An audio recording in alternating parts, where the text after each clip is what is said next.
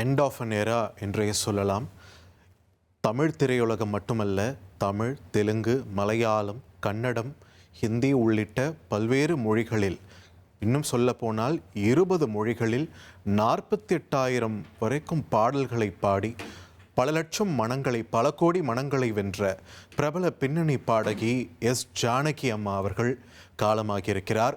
கர்நாடக மாநிலம் மைசூருவில் உள்ள ஒரு மருத்துவமனையில் அவர் உயிரிழந்திருக்கிறார். 88 வயதில் காலமாகியிருக்கிறார் பின்னணி பாடகி எஸ் ஜானகி.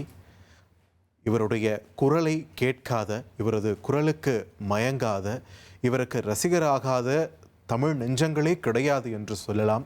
தமிழகத்தை தாண்டியும் மலையாள சினிமாலையாக இருக்கட்டும், கன்னட சினிமாலையாக இருக்கட்டும், தெலுங்கு சினிமாலையாக இருக்கட்டும், இவருடைய குரலுக்கும் இவருடைய பாடல்களுக்கும் இவருடைய இசைக்கும் எண்ணற்ற ரசிகர்களை சம்பாதிச்சு வச்சிருக்கக்கூடிய ஜானகி அவர்களுடைய மறைவு நிச்சயம் தமிழ் சமூகத்திற்கு மட்டும் கிடையாது, தமிழ் சினிமா உலகத்துக்கு மட்டும் கிடையாது, ஒட்டுமொத்த நாட்டிற்குமே ஒரு பேரிழப்பாகத்தான் பார்க்க வேண்டும். இன்னொரு முறை சொல்லணும்னா எண்ட் ஆஃப் அன் எரா என்று தான் சொல்ல வேண்டும். ஒரு பிரம்மாண்ட பிம்பம் சரிந்திருக்கிறது. பிரபல பின்னணி பாடகி எஸ் ஜானகி காலமாக இருக்கக்கூடிய செய்தியை தான் முக்கிய செய்தியாக பார்த்துட்ருக்கோம். தொடர்ந்து கூடுதல் விவரங்களோடு இணைகிறார் எமது செய்தியாளர் ராஜா. ராஜா, என்ன நடந்தது, எப்பொழுது இந்த செய்தி நமக்கு கிடைச்சது, நமக்கு கிடைத்திருக்கக்கூடிய தகவல்கள் என்னென்ன இப்போ வரைக்கும் விரிவாக பதிவு பண்ணுங்க.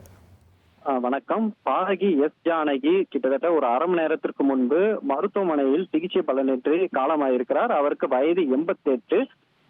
சிறு வயதிலிருந்தே இசை ஆர்வம் இருந்ததால் நாதசுரம் மேதை வைரசாமி என்பவரிடம் முறையாக இசை பயிற்சி பெற்று இவர் அகில இந்திய வானொலியில் 1956 பாட்டு போட்டி ஒன்றில் நடத்திய போது அதில் கலந்து கொண்டு அப்போதைய ஜனாதிபதி டாக்டர் ராஜேந்திர பிரசாத்திடம் பரிசு பெற்றவர். ஏவிஎம் ஸ்டுடியோவில் ஒப்பந்த அடிப்படையில் பாடகியாக இருந்த இவர் தமிழில் முதலில் பின்னணி பாடக்கூடிய வாய்ப்பு விதியின் விளையாட்டு என்ற படத்தில் கிடைத்தது. இதற்கு இவர் பாடிய அந்த பாடல் அடுத்த நாளே கன்னட சாலையில் இருந்து ஒரு தெலுங்கு பாடலையும் பாடுவதற்கான வாய்ப்பு இவருக்கு பெற்று தந்தது. அறிமுகமான முதல் வருடத்திலே 6 மொழிகளில் 100 பாடல்களை பாடி ஒரு சாதனையை அவர் படுத்தியிருந்தார்.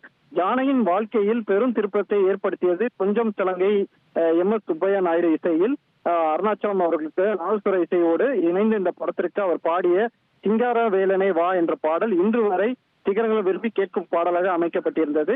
இசைத்தட்டு விற்பனையில் சாதனை படைத்த அந்த பாடலை தொடர்ந்து ஜானகி அவர்களுக்கு பரவலாக வாய்ப்புகள் தமிழிலும் அவர் புகழின் உச்சத்துக்கு எடுத்து சென்ற படம் என்றால் இளையராஜா இசையில் அவர் பாடிய அன்னக்கிளி திரைப்படம் தான்.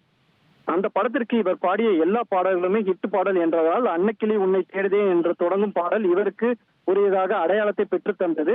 அதைத் தொடர்ந்து இவரது பாடல்கள் இடம்பெறாத படமே இல்லை என்ற நிலைக்கு தமிழ் துறை உலகில் அப்படி ஒரு தாக்கத்தை அவர் ஏற்படுத்தியிருந்தார். 70களிலும் 80களிலும் தமிழ் படங்களிலும் எல்லா பிரபல கதாநாயகிகளுக்கும் பின்னணி பாடினார். ஒரே நாளில் 4-5 பாடல்களும் பதிவு செய்யப்பட்டிருந்தது. இப்படி பல சாதனைகள் அடுக்கிக் கொண்டே போகலாம். தமிழ், தெலுங்கு, கன்னடம், மலையாளம், இந்தி, சிங்களம், சமஸ்கிருதம், ஒரியா என 17 மொழிகளில் சுமார் 16,000க்கும் மேற்பட்ட பாடல்களை அவர் பாடியிருக்கிறார். இத்தனை மொழியிலும் பாடிய இத்தனை சாதனைகளும் இவரை நிகழ்த்தும் இல்லை. அதே போல் பல தேசிய விருதுகளும் பெற்றிருந்தார். பல்வேறு மொழிகளிலும் மாநில அரசு விருதுகளையும் பெற்றிருந்தார். 2016 ஆண்டு முதல் தான் பாடப்போவதில்லை, பாடலிருந்து ஓய்வு பெறுவேன் என்ற ஒரு திடீர் அறிவிப்பு அறிவித்து ரசிகர்களுக்கு ஒரு அதிர்ச்சியாக இருந்தது. பிறகு அவர் வயதை கருதி கொண்டு மேலும் அவர் பாடிய பாடல்களை பெரும் ரசிகர்கள் கேட்டு அறிந்து வந்தனர். இந்த நிலையில் மைசூரில் உள்ள ஒரு தனியார் மருத்துவமனையில் அனுமதிக்கப்பட்டிருந்தவர் சிகிச்சை பலனின்றி சற்று முன்பு காலமானார். திரையுலகம் ஏராளமானவர்கள் இரங்கல் தெரிவித்து வருகிறார்கள். சற்று முன்பு இசையமைப்பாளர் அனிருத் இரங்கல் தெரிவித்திருந்தார். அதே போல் கர்நாடக முதல்வர் DK சிவகுமார் இரங்கல் பதிவிட்டு இருக்கிறார். நடிகர் MS பாஸ்கர் கண்ணீர் மல்க வீடியோ மூலம் தனது இரங்கலை தெரிவித்திருக்கிறார். இப்படி பல பின்னணி பாடல்கள் சமூக வலைதளங்களில் இரங்கல் தெரிவித்து வருகிறார்கள். நன்றி ராஜா, உங்களோட விரிவான தகவல்களுக்கு. கான கோகிலா என்ற கர்நாடகாவில் எஸ் ஜானகி அவர்களை அன்போடு அழைப்பாங்க. அங்கே தான் அவருடைய இறுதி முற்றும் பிரிந்திருக்கு அப்படின்றதையும் நம்ம பார்க்குறோம். மைசூரில் உள்ள ஒரு தனியார் மருத்துவமனையில் சிகிச்சை பலன் இல்லாமல் தமிழ் சினிமா மட்டுமல்ல, இந்திய சினிமா இசையின் பேரரசியாக திகழ்ந்த எஸ் ஜானகி உயிரிழந்திருக்கிறார். இங்கே தமிழில் 2 தேசிய விருதுகள், மலையாளத்தில் ஒரு தேசிய விருது, தெலுங்கில் ஒரு தேசிய விருதுன்னு 4 தேசிய விருதுகள், எல்லா பிரதான மொழிகள்லேயும் அந்தந்த மாநிலங்களுக்கான அந்த மாநில விருதுகள்னு ஒரு அரை முழுக்க அடுக்கி வச்சாலுமே பத்தாத அளவுக்கு எண்ணற்ற விருதுகளை பெற்று குவித்தவர் எஸ் ஜானகி அவர்கள். விருதுகள் என்ன விருதுகள், மனங்கள் தானே முக்கியம்னாலும் அதுக்கும் பஞ்சமில்லை. கோடிக்கணக்கான ரசிகர்களை இத்தனை தசாப்தங்களாக தன்னுடைய குரலால் கட்டி போட்ட எஸ் ஜானகி என்ற ஒரு மிகப்பெரிய பிம்பம் இன்று சரிந்திருக்கிறது என்ற அந்த துக்க செய்தியை தான் முக்கிய செய்தியாக நம்ம பார்த்துட்ருக்கோம். ரொம்பவே பிரபலமான ஒரு பாடல், ஒரு 10 வருஷத்துக்கு முன்னாடி அம்மா அம்மா என்ற ஒரு பாடல் வந்திருக்கும். அதில் ஒரு வரி ஜானகி அவர்களுடைய குரல்லே வந்திருக்கும், எங்கே போனாலும் நானும் வருவேன், கண்ணாடி பாரு நானும் தெரிவேன்னு. இப்போ சொல்லலாம், எங்கே போனாலும் ஜானகி அவர்களுடைய குரல் நம்மோடு தான் இணைக்கும். எந்த ஒரு பாடலை போட்டாலும் அவங்க நம்ம கூடவே இருக்கிற மாதிரி தான் இருக்கும். அந்த அளவுக்கு தன்னுடைய இசையாலும் தன்னுடைய குரலாலும் ஒரு தலைமுறை கிடையாது, பல தலைமுறை வாசகர்களை, நேயர்களை தன்னுடைய குரலால கட்டி போட்டவர் எஸ் ஜானகி. இனி செல்லும் இடமெல்லாம் செய்தி.